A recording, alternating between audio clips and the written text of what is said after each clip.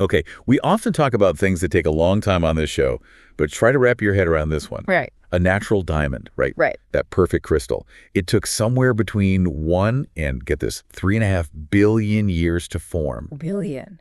With a B. Yeah, cooking under just, well, unimaginable pressure way deep inside the Earth's mantle. Miles and miles down. And the only way it gets to us is through these incredibly rare ancient volcanic explosions. Light eruptions, right? Exactly. It's scarcity defined by geology, by deep time.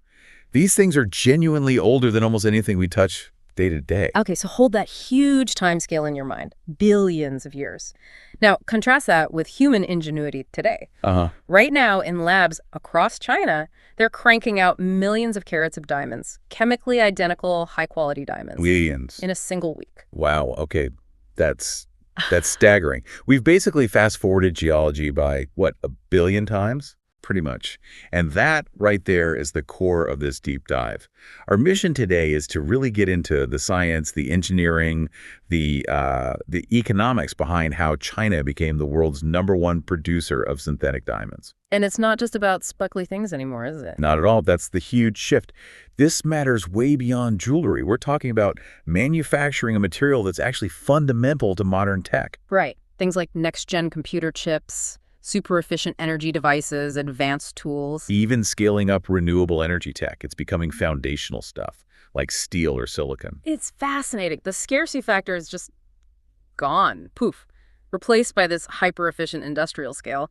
The diamond has gone from luxury to, well, almost a utility. So let's dig into the scale of this. China's dominance here, it's mainly built on 2 key techniques, right? HPHT and CVD. That's correct. HPHT is high pressure, high temperature, and CVD is chemical vapor deposition. 2 different routes to the same result. So instead of waiting for those rare volcanoes, China built the volcanoes, metaphorically speaking. Yeah. Facilities that mimic those conditions, running 24/7. and the numbers you mentioned, millions per week, are just mind-boggling. We found one report suggesting China managed over 20 million diamonds in 1 week. 20 million. That's not just disrupting a market. That's creating an entirely new global supply chain for advanced carbon materials. Absolutely. And that kind of volume, it demands incredible precision, which brings us to the science. How do they actually do it?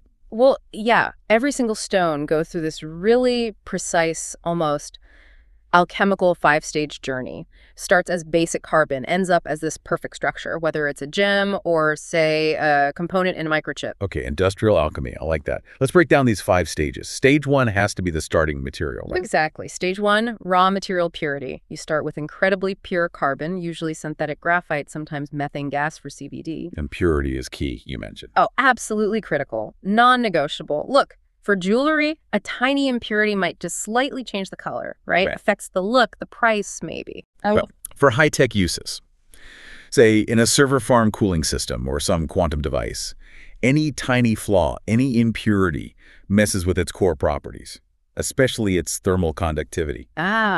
Its ability to pull heat away. Precisely. And if that fails in sensitive, expensive electronics? You could lose a whole server rack. Millions in equipment. Exactly. Yeah. Suddenly, the cost of ensuring that purity makes perfect sense. Right. So that intense need for purity leads into stage 2, the first big technique. Yes.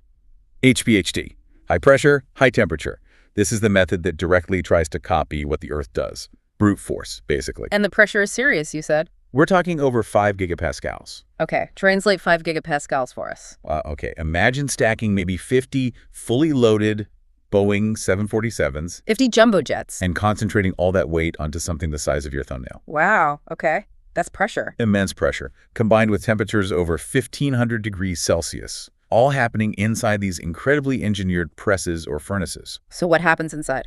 The pure carbon dissolves into a molten metal catalyst, like iron or nickel. Then, as it slowly cools over several days, the carbon atoms link up and crystallize into diamonds. Several days. Compared to billions of years, that contrast just never gets old. It really doesn't. And China's poured money into the engineering side. They use smart sensors and controls to watch the crystal growing in real time. To prevent flaws. Yeah, to stop those huge pressures from causing cracks or warping the diamond as it forms. Okay, so HPHT is like mimicking Earth's hammer.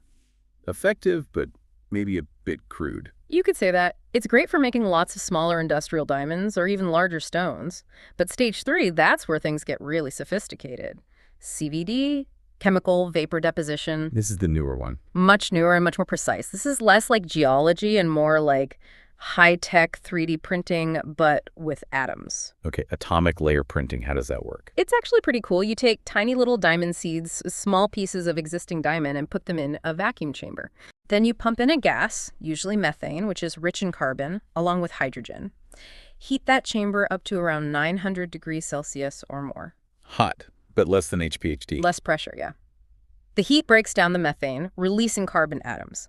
And these atoms then settle down layer by layer onto the diamond seeds, perfectly extending the crystal lattice. So you're literally growing the diamond, atom by atom. Exactly, like growing a perfect crystal. And the huge advantage of CVD is control. You can fine-tune the gases, the temperature, to control the thickness, the clarity, even specific properties of each layer. Which means? You can create diamonds that are almost perfectly free of defects. This level of perfection is absolutely essential for really demanding applications. Like what? Think optical windows for high-power lasers, advanced semiconductors that run hotter and faster, or making solar panels significantly more efficient. You need that flawless structure for extreme performance. CVD delivers that. Okay, so once you've grown your diamond crystal, either by HPHT or CVD, what's next? Stage 4. Stage 4, shaping and sizing. The raw crystals come out and they get sorted. Is this one gem quality? Does it meet GIA standards? Or is this one destined to be an industrial cutter or a heat sink in a supercomputer? And cutting diamonds is famously difficult. Extremely. So precision here is everything for the final value. They use high-accuracy lasers now to cut the rough stones into the desired shapes, whether it's a brilliant cut for a ring or a precise wafer for electronics. And this is where China's automation really kicks in, I imagine. Oh, definitely. They use sophisticated robots to hold the crystals perfectly steady during the laser cutting and the complex polishing phases. A robot holding something that took maybe billions of years or just a few days to make just so we can polish it. It's quite a thought. It is, but that automation is key to their massive output and consistent high quality. It takes human error out of a very delicate process. Okay, so it's cut, it's polished. What's the final step? Stage 5. Stage 5. Final quality checks. Absolutely essential. Every single piece, gem or industrial, goes through a battery of tests. Mechanical stress tests, thermal tests, electrical conductivity tests, making sure it meets the specs for its intended job. And for those electronic applications, they're really hammering on that thermal conductivity test. Critically important. That and its ability to withstand high pressures or voltages. This final QC step is what separates the truly high-performance industrial diamonds from the merely decorative ones. It sounds incredibly thorough. It has to be. And this huge investment in the process, in the quality control, it all comes back to the economics. This isn't just about making cheaper alternatives to natural diamonds anymore. Right, it's about controlling the supply of a strategic material. Exactly. Which brings us to the market disruption. This is the real aha moment for listeners, I think. The cost structure here is just radically different. Let's break down those costs per carat. Okay. For the older HPHT method, the production cost is incredibly low. Maybe $50 to $100 per carat. $50 for a carat of diamond. Rough production cost, yeah. CVD, being more complex, is a bit higher, say $100 to $300 per carat. Still very low compared to mining. And then you add polishing, which you said in China is maybe $56 to $86 per carat. That's the estimate, yeah. So even all in, the production cost is remarkably low. Okay, now compare that to market prices.